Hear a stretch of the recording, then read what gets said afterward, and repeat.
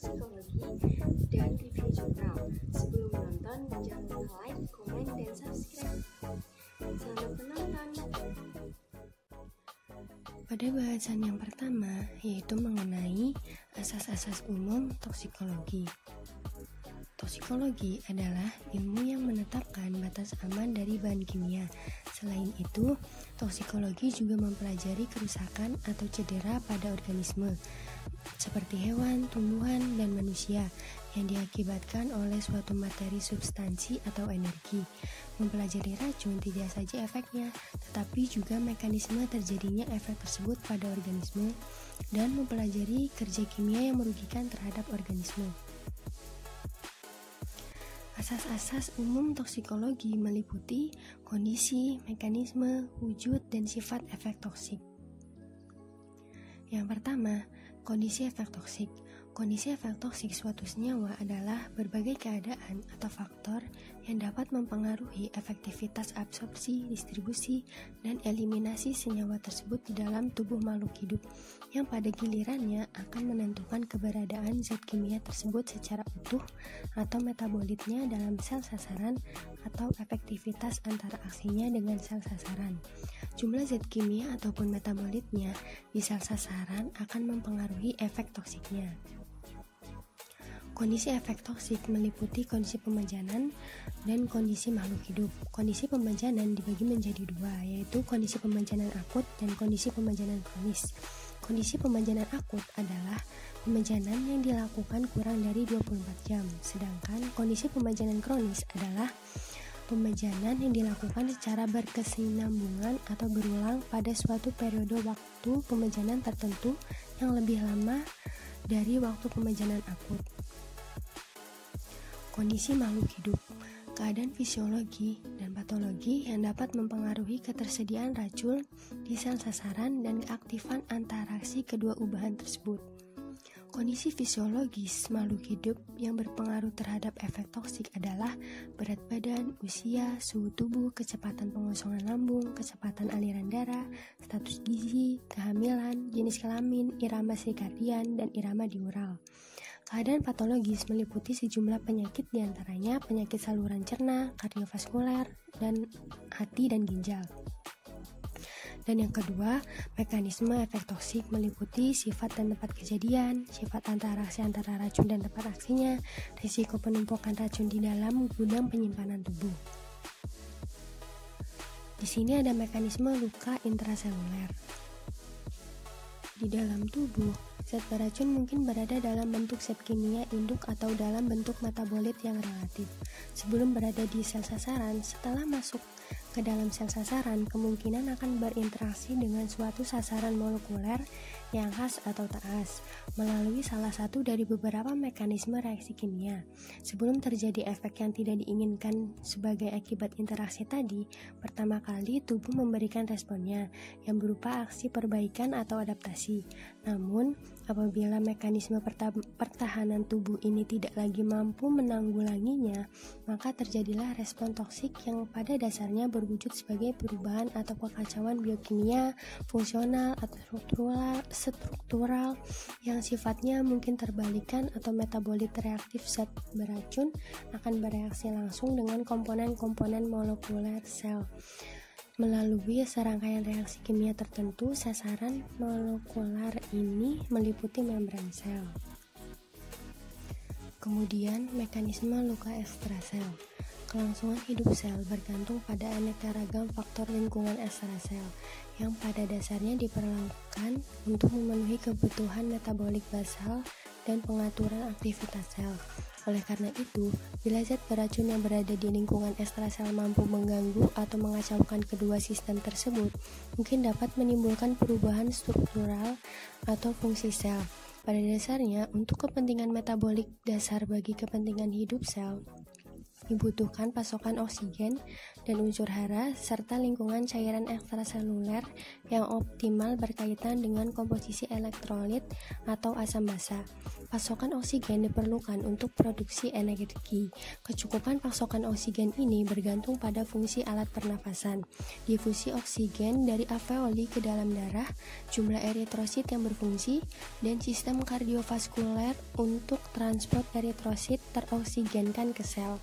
Semua tempat ini dapat menjadi sasaran serangan kimia zat beracun. Kemudian yang ketiga, wujud efek toksik meliputi biokimia, fisiologi, dan struktural.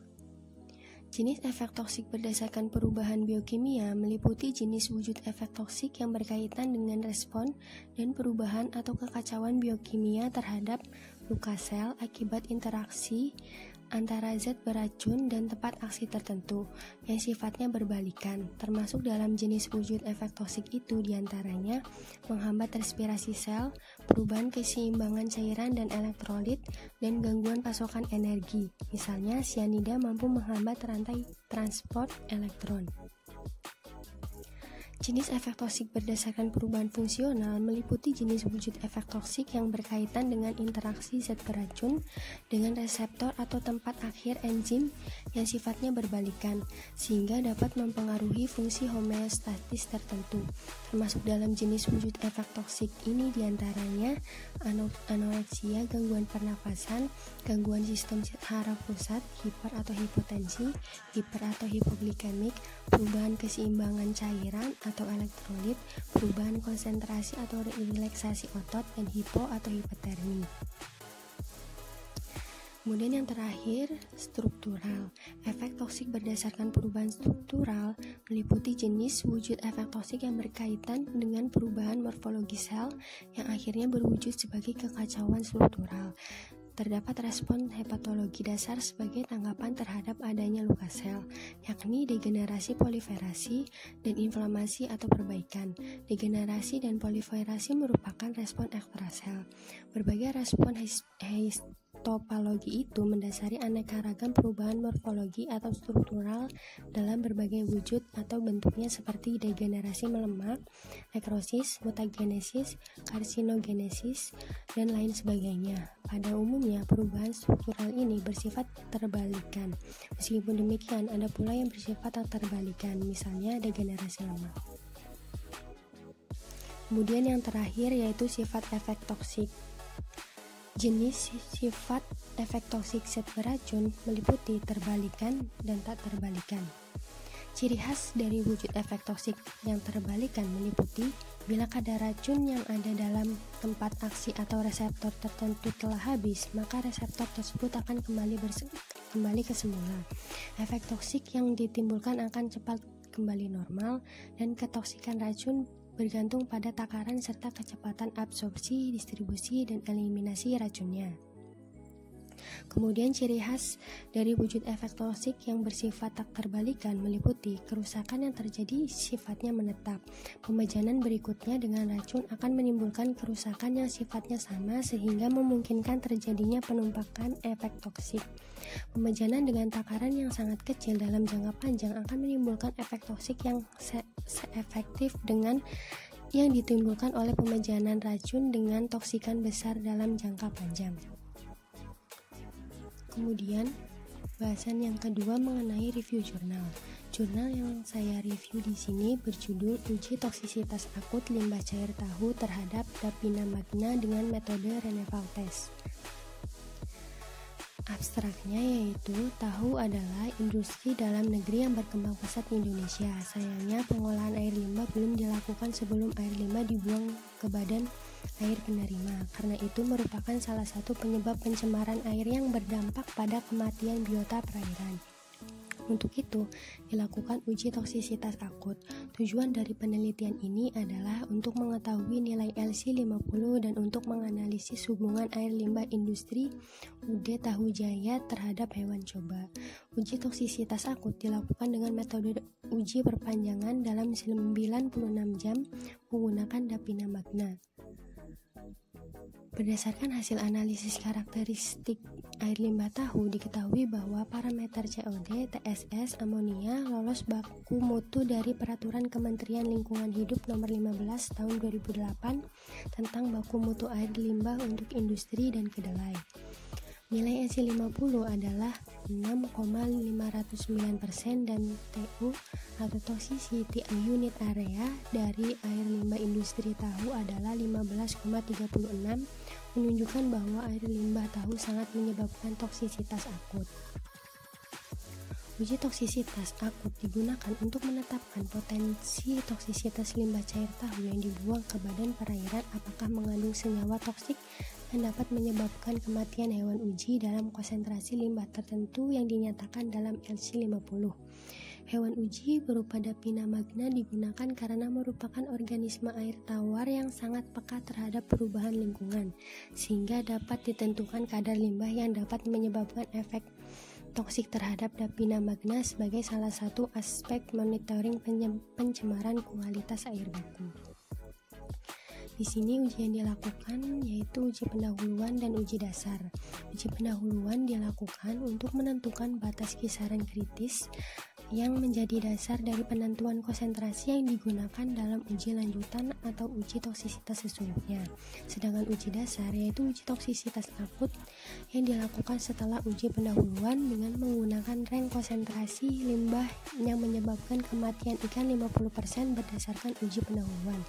Uji toksisitas akut ini dilakukan dengan waktu pengamatan sampai 96 jam dengan penggantian larutan kimbas secara periodik. Di sini ada tabel jumlah kematian Daphnia magna pada uji pendahuluan dan uji dasar industri tahu selama 96 jam. Bisa dibaca sendiri ya. Uji toksisitas akut dengan menggunakan hewan uji merupakan salah satu bentuk penelitian toksikologi perairan yang berfungsi untuk mengetahui apakah efluen atau badan perairan menerima mengandung senyawa toksik dalam konsentrasi yang menyebabkan toksisitas akut.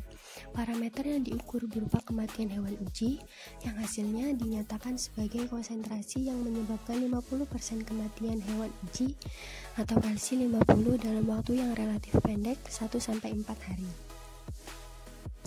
Di sini ada tabel klasifikasi toksisitas akut. Nah, berdasarkan hasil dan pembahasan yang didapatkan dari penelitian mengenai uji toksisitas akut LC50, limbah cair tahu UD tahu jaya terhadap Daphnia magna dengan metode Renewal test dapat diambil kesimpulan bahwa nilai LC50 96 jam limbah cair tahu UD tahu jaya terhadap Daphnia magna dengan metode Renewal test yang dianalisis dengan metode Probit adalah 6,509% dan TU toxicity unit area limbah cair tahu sebesar 15,36 menunjukkan bahwa limbah cair tahu berpengaruh besar terhadap toksisitas akut.